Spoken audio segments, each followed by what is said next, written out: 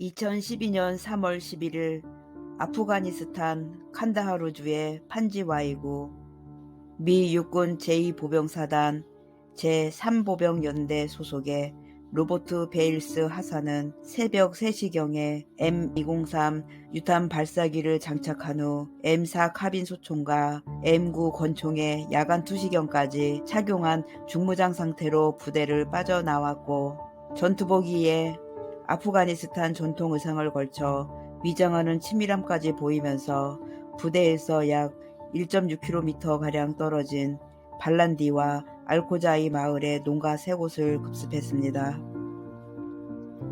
풀벌레마저도 잠든 고요한 밤, 슬프게도 주민들은 한밤중에 자고 있다가 중무장한 미군과 맞닥뜨리자 별다른 저항도 못하고 끌려나와 살상당했습니다. 베일스 하사는 총과 유탄을 갈겨대며 16명이나 죽인 뒤 농가에 사살한 시체를 몰아넣고 불을 지르는 등 증거인멸까지 시도하는 용의주도함을 보여주었습니다.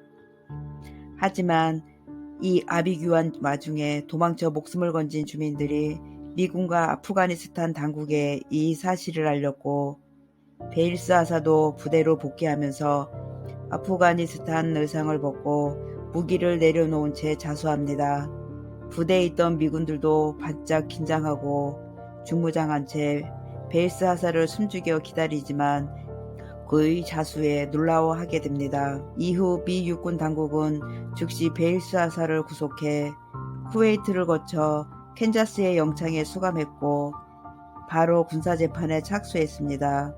아프가니스탄 정부는 당장 미국 정부와 미군에 강하게 항의했고, 베일스 하사를 아프가니스탄에서 공개 재판으로 엄벌해야 한다고 주장도 하고, 시민들도 반미 시위를 벌이며 미군에게 돌을 던지는 등 민심도 급속도로 악화되었습니다. 미군의 주적인 텔레반도 미군의 보복 테러를 감행하겠다는 성명을 발표했습니다. 사건 이후 베일스 하사의 변호사는 베일스 하사가 정신 이상으로 저지른 일이라고 주장하며 가능한 한 형량을 감하려고 하였습니다. 하지만 베일스 하사의 전우들이나 과거 상관들은 베일스가 복무기간 중 전혀 정신적으로 문제가 될 일을 저지르지 않았고, 오히려 여러 공로 훈장과 메달을 받는 등 유능한 직업군인이었다고 증언하게 됩니다.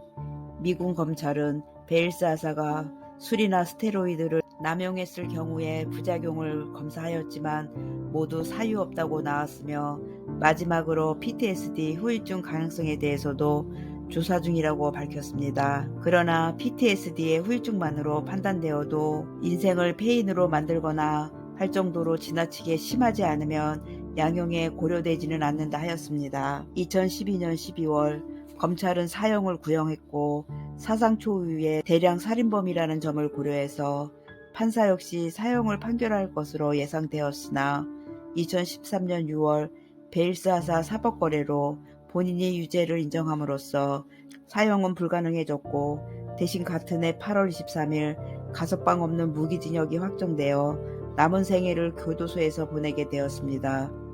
아프가니스탄에서는 한두 명도 아니고 16명이나 되는 사람을, 그것도 아무런 이유 없이 죽인 묻지마 살인범에게 사형을 내리지 않는 게 말이 되냐며 반발했습니다. 하지만 미국 정부는 미국인을 미국법에 따라 재판하는 것이라며 무시했습니다. 사건을 저지른 동기는 본인이 끝내 밝히지 않아 알 수 없었습니다.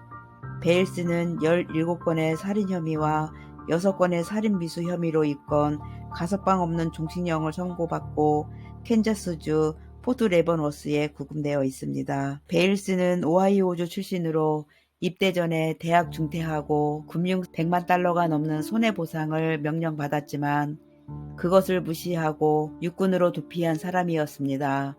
28살의 나이로 입대해 사건 당시 10년 넘게 육군에서 복무했고 저격수 교육까지 통과했던, 서류상으로는 나름대로 훌륭한 인적 자원이었으니 병력이 부족하다고 아무나 받았다가 대량 살인을 저지르도록 훈련을 시킨 꼴이라 아니 볼 수 없을 것입니다.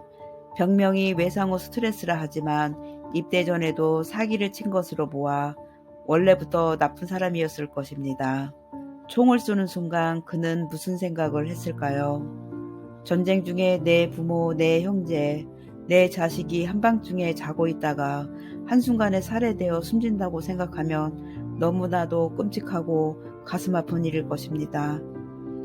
오늘도 들어주셔서 감사합니다. 좋아요, 구독은 저에게 큰 힘이 됩니다.